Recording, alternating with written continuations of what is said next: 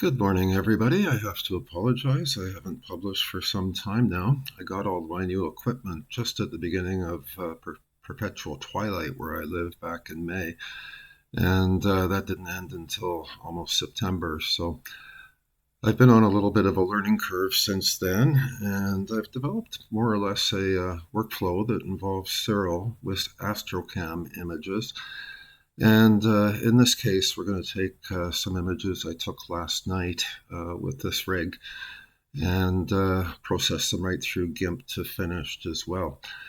I shot a couple of hours last night from a dark site with the UVIR filter on Andromeda M31.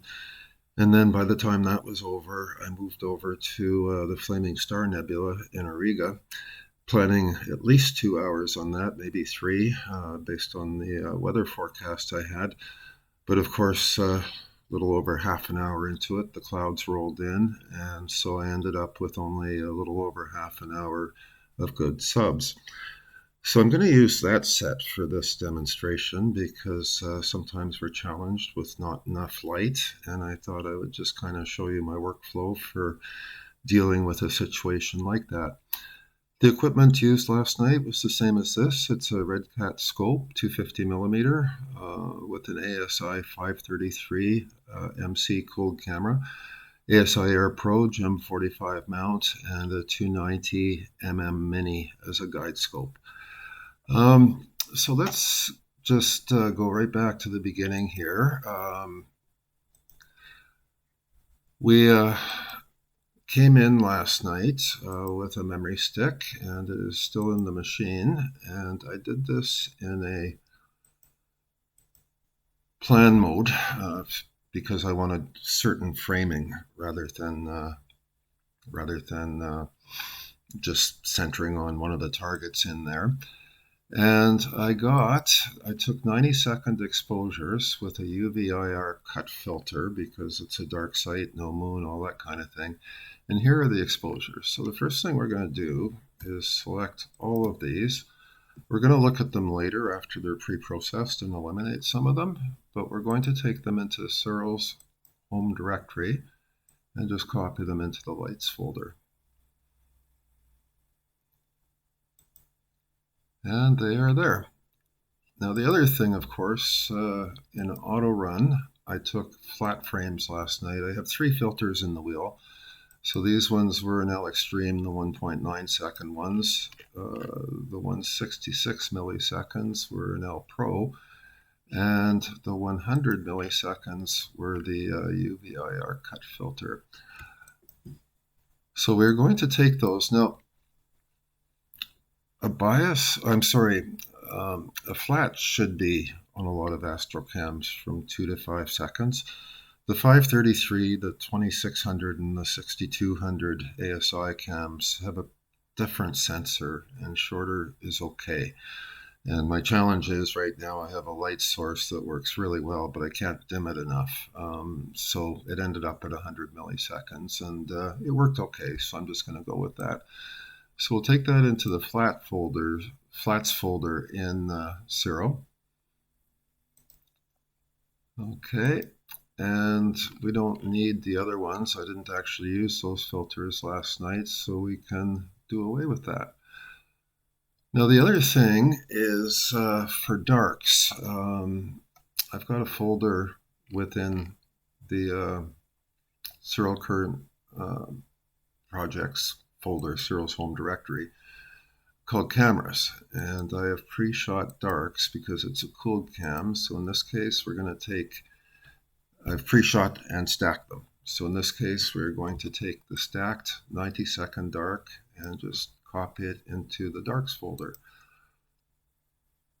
And then I also take short darks, which are kind of the same idea as bias or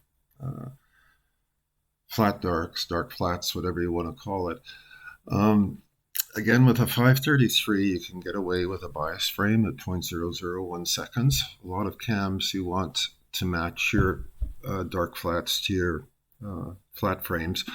So if you take a 2.5 second flat, you kind of want a 2.5 second dark flat.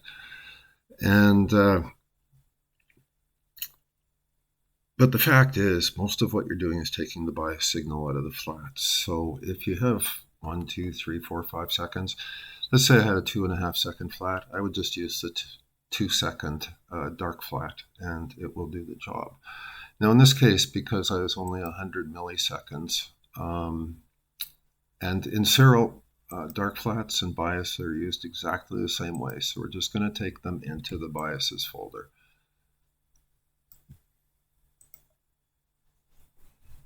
Okay, so we have everything set up now. Let's move over into Siril. Now, the first thing we need to do is stack those flats. I've got some scripts on Google Drive that anybody can download. I'll put a link in the description of this video.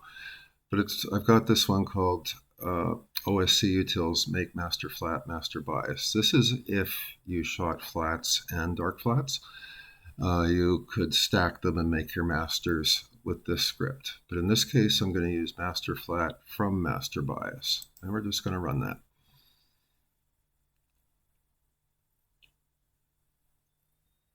Okay, it's done. So if we go into our flat folder now, we have our source flats and this stacked flat. So that is ready to go. Now we're going to process the lights. And again, this is one of my new scripts. I'm going to use master dark, master flat, no stack. That's the script I'm going to run. So let's just do that real quick right now. So this script pre-processes the light frames with the calibration frames, and then it registers them. So we'll end up with a registered group of pictures, but it will not yet be stacked. If you're uncertain about how all this works in Siril, previous videos in this series address these things. And we're going through registration now.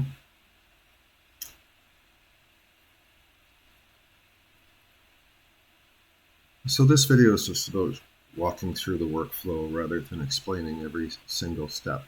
Okay, now we're registered. Now Siril is still in its home directory, but it dropped all those files in the process directory. So we're going to go cd space process in the command line. Now we're in the process folder, sequence, search sequence, RPP light. We're going to put this in an auto stretch view. And we're going to open a frame list. Now, like I say last night, the clouds started rolling in. So I know up to about frame 18. And what I'm going to do is put this in a histogram view. That's an extreme stretch. And what we're looking for is heavy gradients and glowing around this group of stars because of the clouds coming in. There's a bit of a gradient there. Okay. Okay, now this is getting, you can see the glowing here, fairly heavy gradients, so we're just going to uncheck that one. More or less the same story. I think the same thing.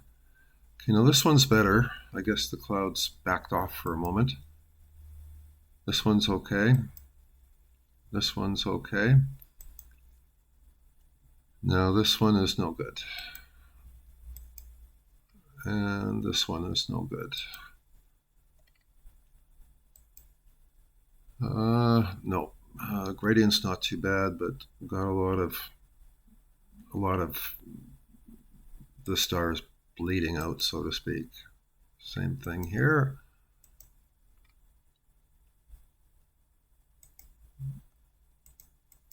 And even worse, and that's when I shut it down. So the idea is just to get rid of the bad subs. So let's put this back in an auto stretch view, and we can close this, look at the plot. Now this is frame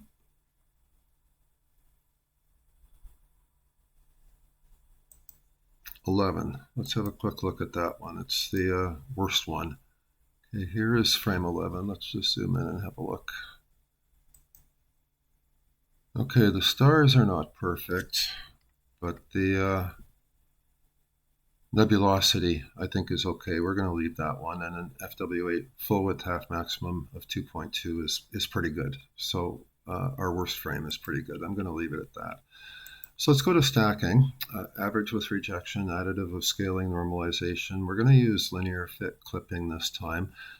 And I'm going to change where this goes. We're going to go dot dot slant, which tells it to drop the stacked file in the directory above, Siril's home directory. We're going to go IC405, the flaming star, and this is 22 by 90.fit. So that's going to be the name of our stacked file. So we're just going to stack them real quick. Shouldn't take long. Done. Next thing to do is take Siril out of the process folder. We're going to go back to its main directory. So cd space dot dot. We're back in the, and then we're going to reopen this because we're looking at it from a different place.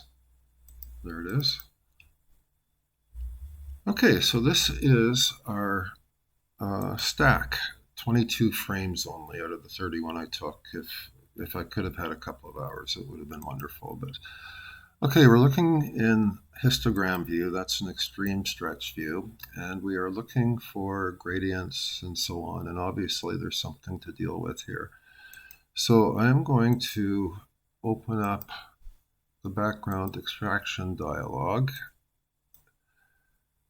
We're going to go back into an auto stretch view, bring down the tolerance sum, and load up. That's too much. And then we can go to red. It's obviously very green because of the two green pixels in each bare matrix. So now the idea is we don't want to lose this nebulosity. So we're going to right click to remove dots from places that will be significantly red. Can't really see it because we haven't color balanced yet, but just going to take a few of these out. And down here at the Tadpoles Nebula, a few borderline ones here.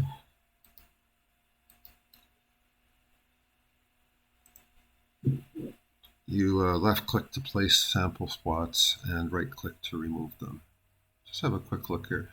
Okay, so let's go degree order 1 and we will try. Okay, let's go back to RGB and to histogram view. Okay, we still have a gradient here. So I'm going to undo that. We're going to try degree order 2. Oh, that's even worse. Go back. Undo. And we'll try a division instead of a subtraction. I think that's worse. So we're going to go back to subtraction. Try and add dither. No.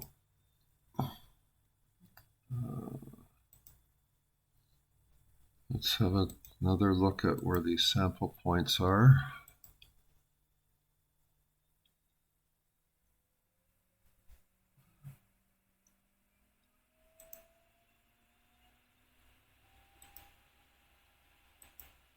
Put a few more in.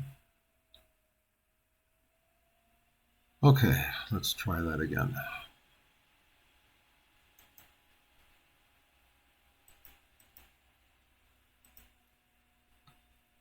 Okay, we're going to have to live with that. So we can close this out now. Next thing to do is to take a very dark spot with no nebulosity. I'm just going to do a quick background color balance. It makes the photometric color balance work better. So we're going to go to color calibration and we use current selection, background neutralization, and we don't need to do the whites. Bit of a gradient there. I'm going to have to maybe try another background extraction actually.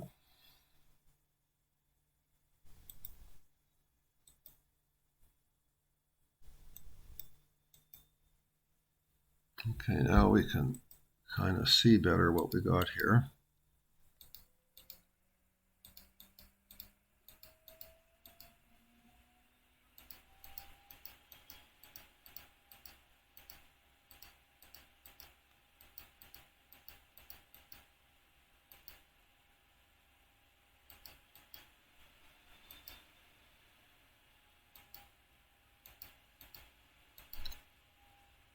Okay, let's give this a try.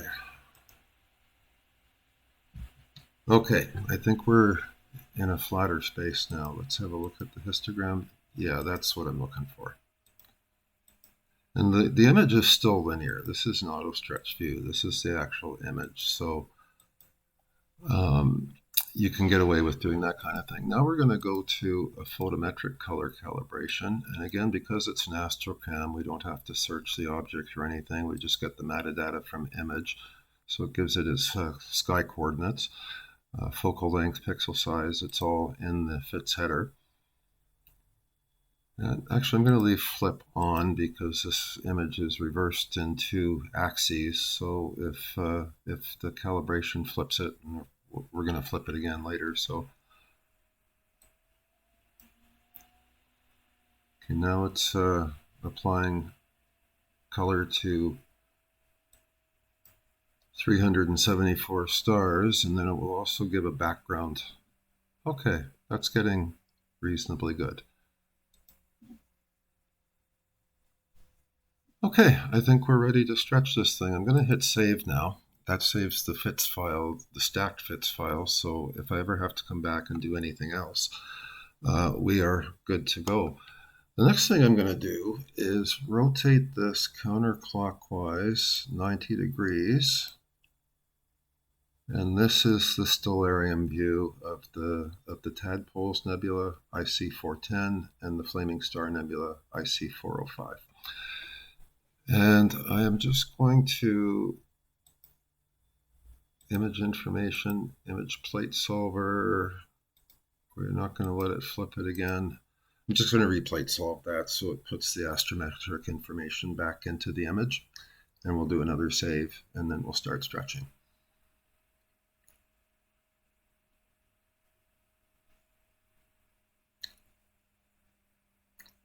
Okay, done. Okay, I've got kind of a way I do these things now. We're going to start with an arcsine view. Now that's a little bit more stretched view than a linear view, but it enables us to use the arcsine H transformation tool. And we give it one pretty good one, and we don't clip the black a lot. If you put this into a linear view, you are clipping into the blacks if you do that. So we're going to leave it in arcsine and just leave it like this, hit apply. We're going to do one more, and people recommend you don't do more than 2 arcsine stretches. And again, we want to leave lots of gray there. Hit apply. Now we're going to hit it, go to a linear view. And from here, we're going to a histogram transformation. And you see I've got space left on the left side to take it down here. Now, if I fully stretch this like so, the stars are bloated and no good. So I am going to do a stretch roughly like this.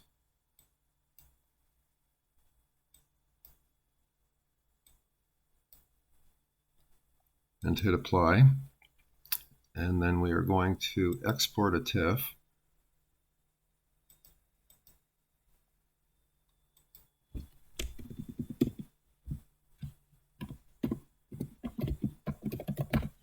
We're just going to call this 4stars.tiff. And then we can extract those stars that are not blown out and use them in the final image. And it's got to be a 16-bit because it's going into Starnet after this. Okay, so that is saved. And because I hit apply, that's actually what got exported. And then we're going to continue stretching.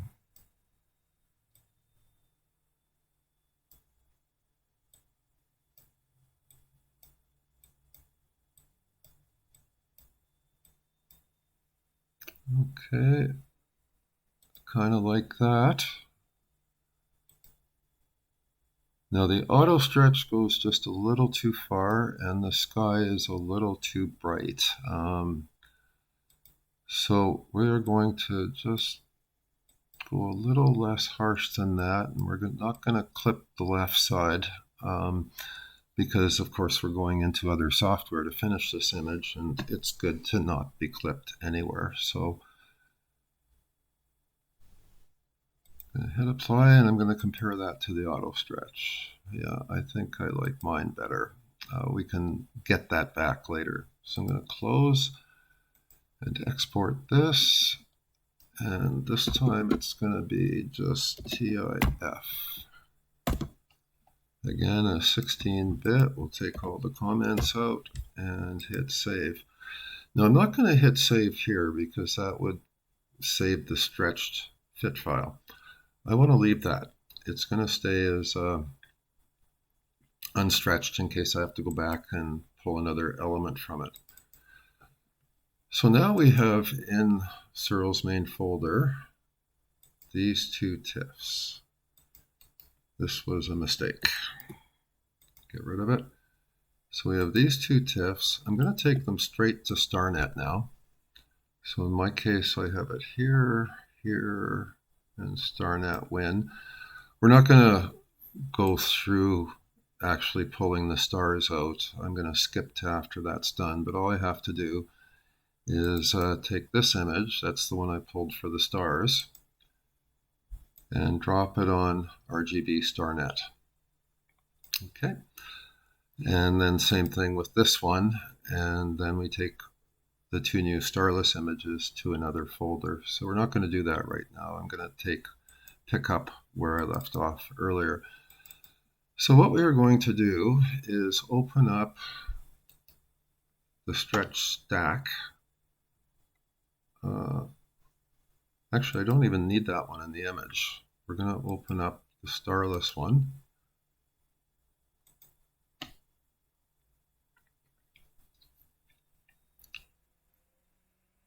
So this is the image that we're going to process. This is from Starnet. But first I want to make my stars from the other image. So I'm going to go open as layers. And we're going to go for stars.tiff. And then we're going to open up its starless counterpart. And then we're going to put this one into subtract mode. And that gives us our stars. New from visible, stars. And first thing I'm going to do, we're going to put this into a, okay. Well, we're going to color balance it later. But I'm just going to put this at the bottom. I've got the original TIFFs, so I can take these out of here now. And I'm going to save as, just to get a file on the drive. So the first thing I always do with this image is give it a smooth. Now you can use whatever programs you want. I use a program called Define. If you have Topaz or Lightroom, they all have good tools. But this is my preferred way. And the automatic profile,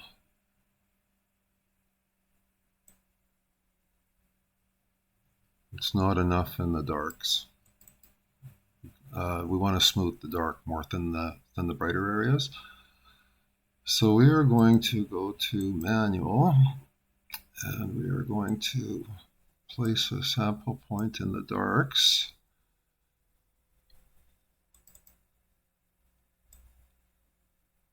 We're going to move this sample point up to a lighter area, maybe somewhere in here.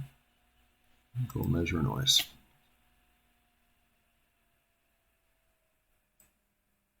Okay, now it's done too much in the lights and not enough in the darks, so we're going to go a different way. I'm going to go reduce, control points, color ranges. So we're going to sample here. and turn down the noise reduction on that color range. You can see what the mask is doing here.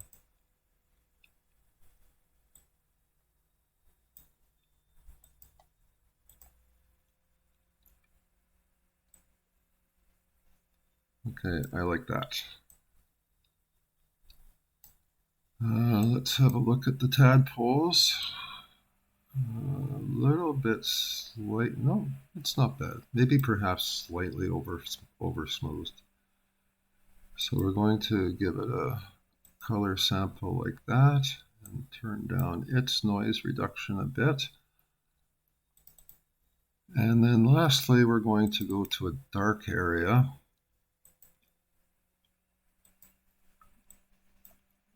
And we're going to turn up the noise reduction in the darks. Okay, and hit save.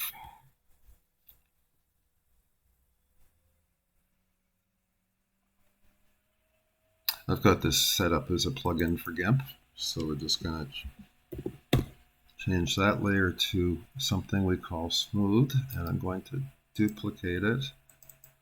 We're going to call this one CB, which is color balance. Now, the first thing I'm going to do is put a sample point.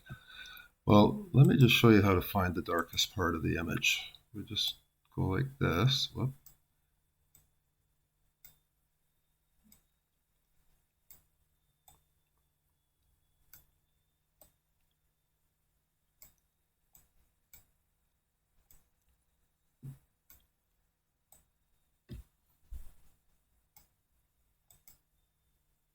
Okay.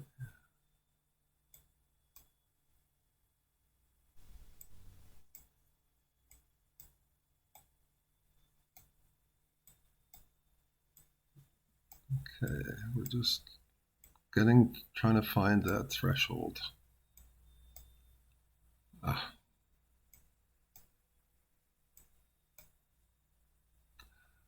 Okay, so this is inverted. The black is the brightest part. So the darkest parts would be anywhere around these edges. So I'm just going to cancel out of this. We're going to go to the color picker and control drag from the ruler a sample point. And I'm going to switch that to RGB 255. So you see we're not balanced in the darks right now. So that's going to be my first thing. So we're going to go to colors, curves. Okay, blue's got to come down.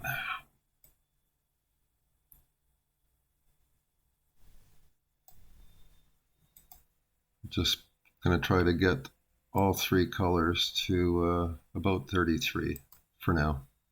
Okay, that's okay. And we're just dealing with darks, so we'll bring up the mediums.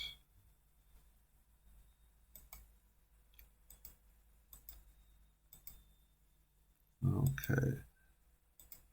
Then green.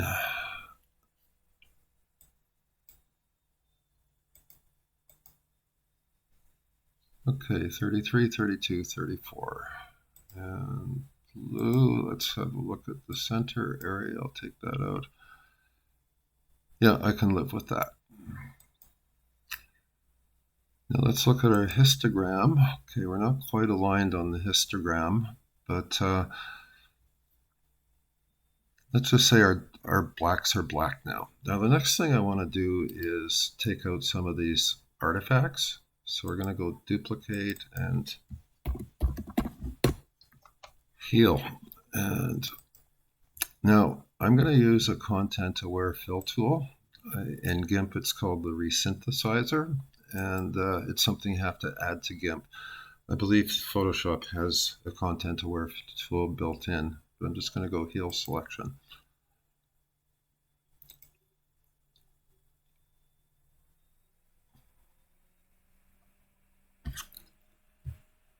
Okay, that's before, that's after.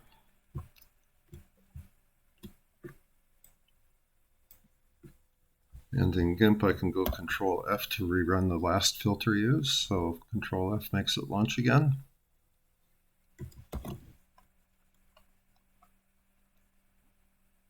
Let's clean this guy up a bit.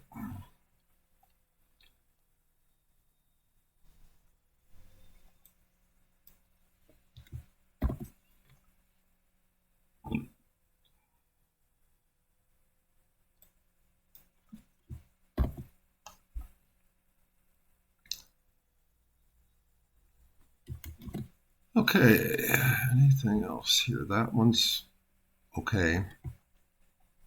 That one is okay. Okay, we got rid of the big bad ones.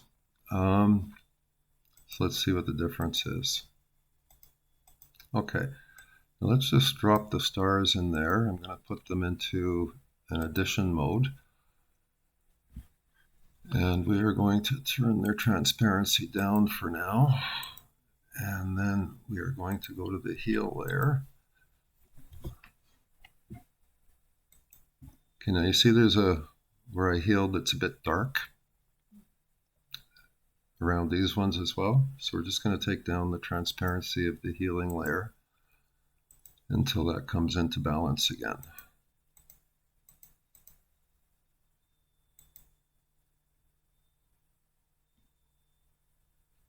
And I think we can call healing done. So because there's transparency applied here, I'm going to do a new from visible to lock that in. And we'll just call this, this will be our next processing stage. Sorry, I shouldn't have done that. I should have turned off the stars first. Now new from visible. And we're going to call this color contrast. And we're going to just do an adjustment with levels. We're going to be watching our black sample and the histogram. We're going to just bring this down a little bit. There's a lot of space here to the right on the histogram that is completely empty. So we're just going to take down the mids and bring up the whites. A good starting point is just bring the using the white to bring the center point up to the end of the tail here. But we're also watching the histogram. Green should be a little bit below reds. And let's try with blue and see what will match the blue to the green channel. So let's see what that did. Okay. And then we can take the main value, going back to our sample point now, 23, 24, 26. We're still pretty much black in the background. Okay, I am starting to like that. And then I'm going to go colors, levels again. Now again on the histogram, there's an awful lot of blank space over here, so I can afford to bring up the whites.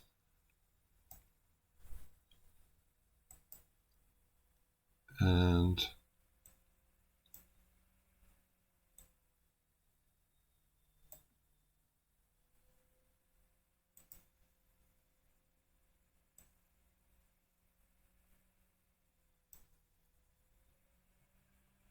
okay, I'm just going to click OK on that.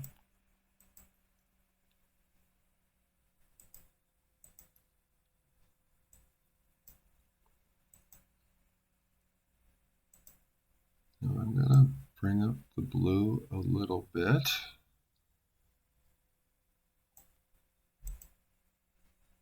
No, we're going to cancel out of that. We are going to go to curves. We're going to color sample right here. I'll lock down the blues, but we're just going to bring up the blues a little bit in the nebula there.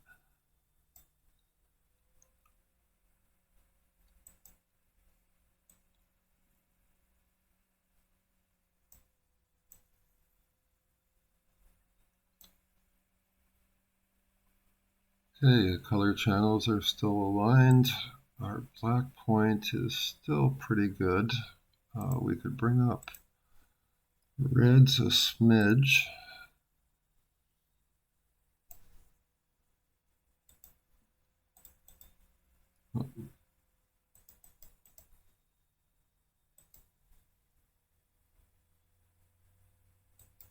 Click OK, and then finally, I know I'm not doing a workflow where every step is on its own layer, but we're just trying to get ourselves to a point where it's presentable. Okay, now we're going to do a contrasting curve. Again, I'm just going to click here. We want to bring up where the blue is. Something like so.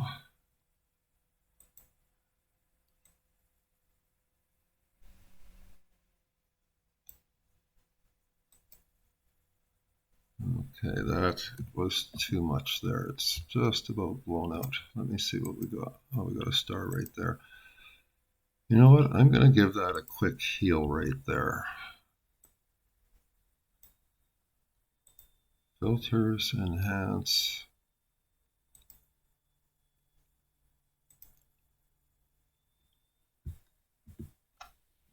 Yeah, that's better.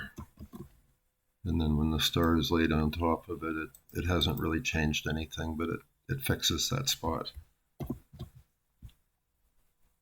Okay, now this background still looks too bright, even though our darkest point is right where it should be at 30.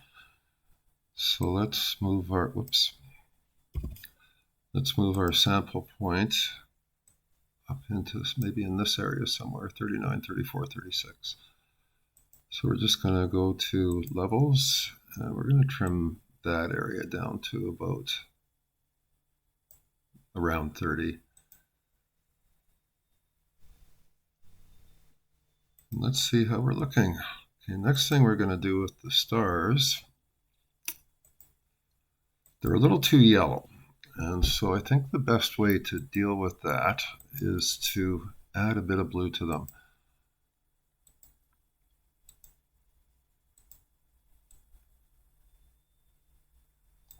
There we go. Yeah, that takes the stars, the white ones, they go from yellow to white, and the colored stars are still intact. And of course, there's nothing to see in a linear histogram, but in a logarithmic, we have not blown out the blues or taken them too far. So I'm going to just click OK on that. Last thing I'm going to do is bring down the stars a little bit. They're just a bit overpowering. Okay, and then here, let's have a look at this histogram. We have room to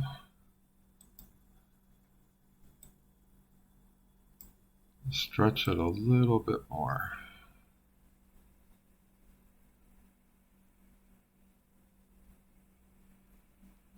I really want to kind of contrast the blueness of the flaming star here. And we could take colors, curves.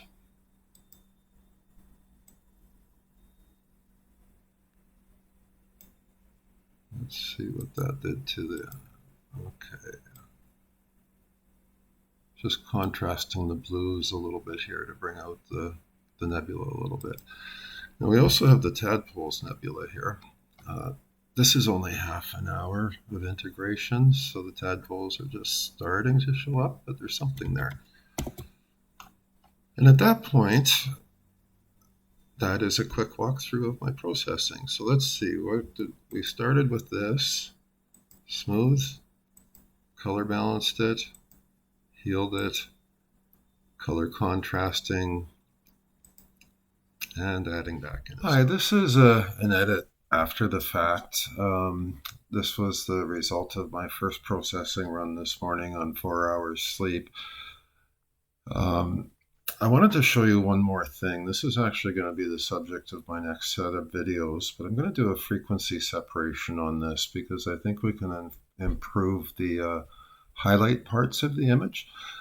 Now, frequency separation splits the image into color information and detail information. It's a common retouch tool. When you want to change, for instance, the color of a person's skin when you're retouching a photo of a face, but leave the details, the pores of the skin untouched. So what we need to do, what we're going to do is take this and duplicate it. We're going to call this frequency separation, and we are going to put this into a special mode in GIMP. You can do this in Photoshop too, but it's a bit more involved. So we're going to put it into a grain extract mode. So this is a flat gray, which means that if you apply it in a contrast mode, no changes will happen to the image. Now what we're going to do is apply a blur to it. And this is going to look awfully familiar to those of you that use a high pass filter. It's the same concept. And if you can see here, there's just edge details in the scale of 4 pixels, and that's kind of what we want. I mean, you could go further and kill it, but let's take it to 4 or 5 pixels. And maybe 5 to 6. Okay. Now what we are going to do is go new from visible. We're going to call this the detail layer, and we're going to take this one and turn it back to normal. So this is now the blurred image.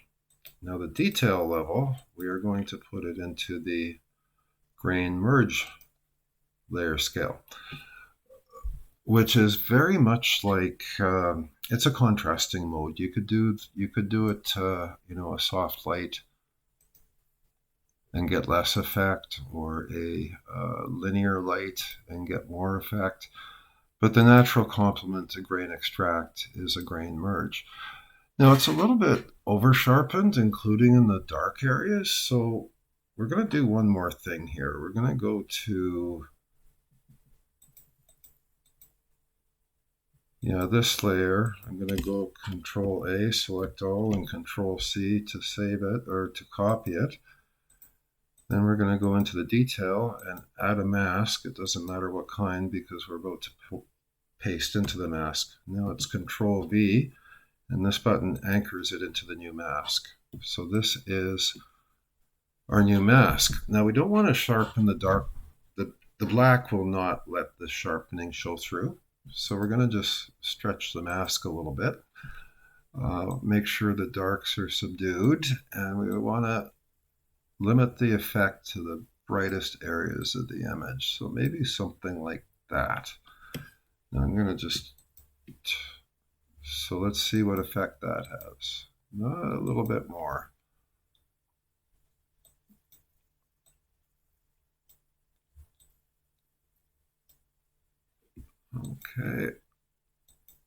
Okay, now that's kind of what we're after. We're getting a sharpening in the brightest areas of the image, and that's kind of good. Now the other thing a person should do with one of these masks is blur it.